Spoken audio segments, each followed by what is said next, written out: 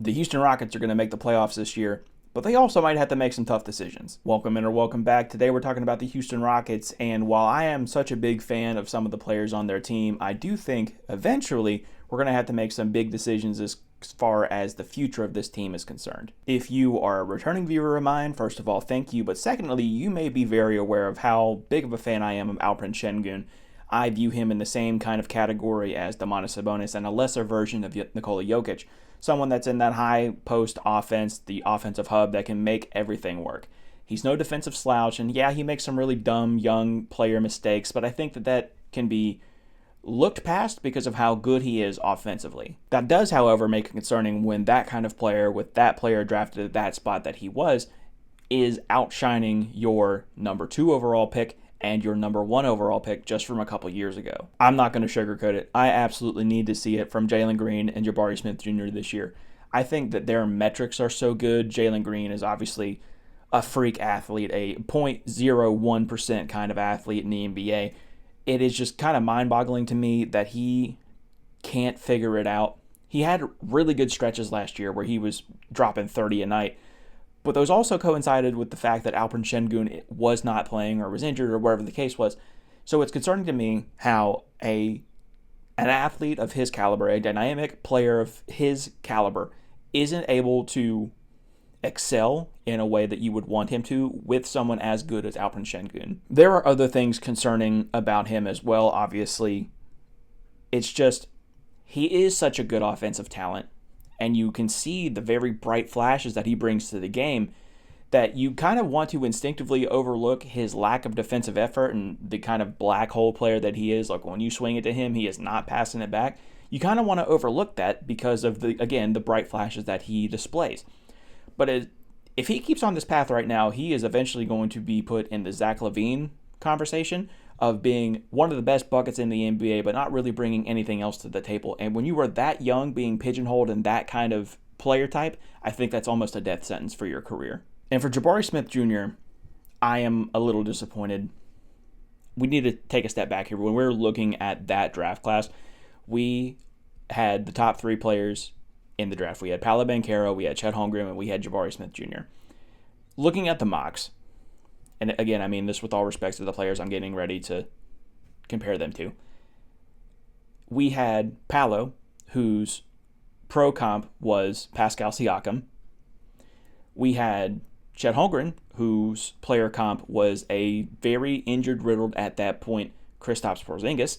And then we had someone who was compared to Kevin Durant. And I know the Kevin Durant comparison throughout NBA discourse has not gone over very well. I think we all remember the Kevon Looney video from about a decade ago now of him being the next Kevin Durant. And obviously that wasn't the player type that he ended up being.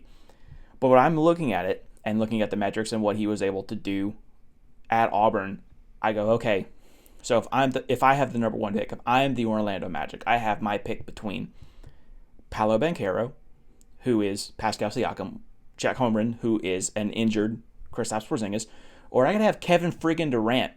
I thought that was the easiest number 1 hit out of the entire park. I just said, wow, that is the easiest number 1 pick in a very long time.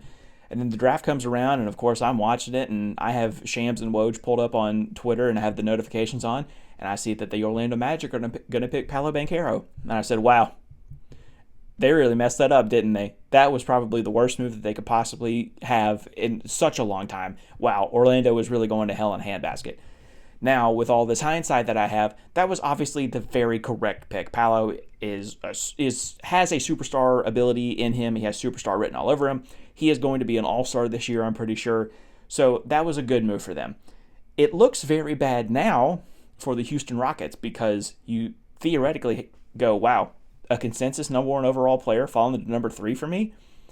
That's pretty wild. I think that's really good. And then he turns into a 15 points per game kind of guy on decent efficiency and rebounds well, but doesn't really do anything else. So I need to see it from him as well this year. I want to give Jabari Smith Jr. a little bit of leeway, if only for his defensive effort. I think that he still makes young guy mistakes, being lost in a half-court set on defense.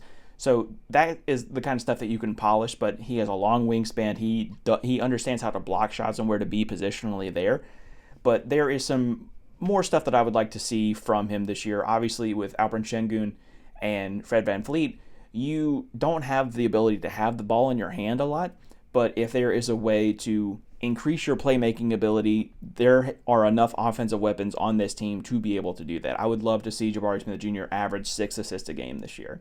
I'm a real big fan of Amon Thompson. I don't necessarily have anything that I would love to see from him other than his ability to stretch the floor. I don't think him or his brother Asar are ever going to be like a 40% knockdown kind of guy.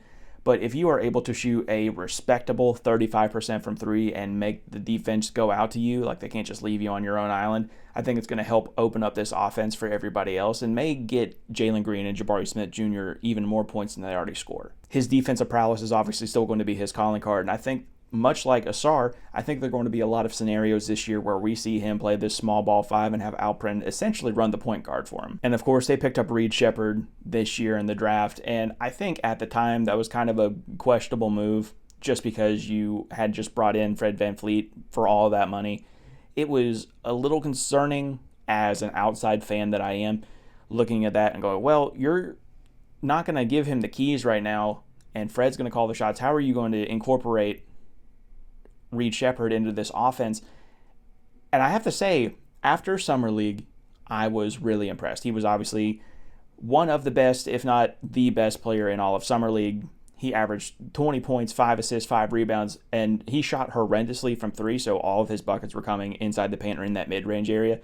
So as soon as he's able to figure out how to shoot the 3 like he did back in Kentucky, I think this is going to be a really dangerous game for him. And then during preseason, we're all still kind of working out the kinks. He didn't amaze me, but I definitely wasn't disappointed in any of his output. Now, I do think that there's a scenario where this year, in fact, we're going to see either Fred VanVleet be upset with his lack of involvement in the offense because you have to feed all of these young stars that the Houston Rockets have, or he just flat out sucks. He loses it. He's not this kind of player anymore, and they do eventually turn the keys over to Reed Sheppard to be that lead guard. And I think that a 5 of Reed Sheppard, Jalen Green, Jabari Smith Jr., Alperen Şengün, or Amon Thompson, however you want to put them in the lineup, is really scary. It's going to be difficult just because they're so young. It's going to be hard to click and beat these more mature teams.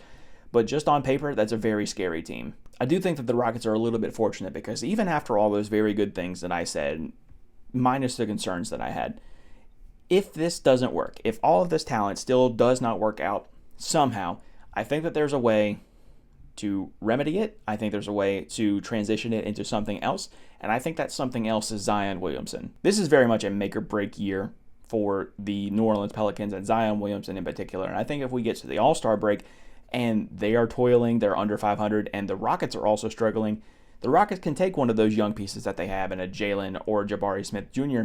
and package them with a couple of the 9 first-round draft picks that they have over the next 7 years and ship them to New Orleans and bring Zion in return. And I'll say it here like I said in the other video, you look me in the eyes right now and tell me that a trio of a Reed Sheppard, an Alperen Şengün, and a Zion Williamson wouldn't be fun as hell to watch every single night. Regardless what they do, I think that this Houston Rockets team is good. I don't necessarily think that they are a home court advantage team kind of good, but I see them being like a 6th or a 7th seed for sure.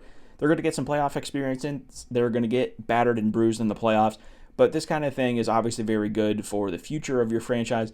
And again, you have an out if it does get bad.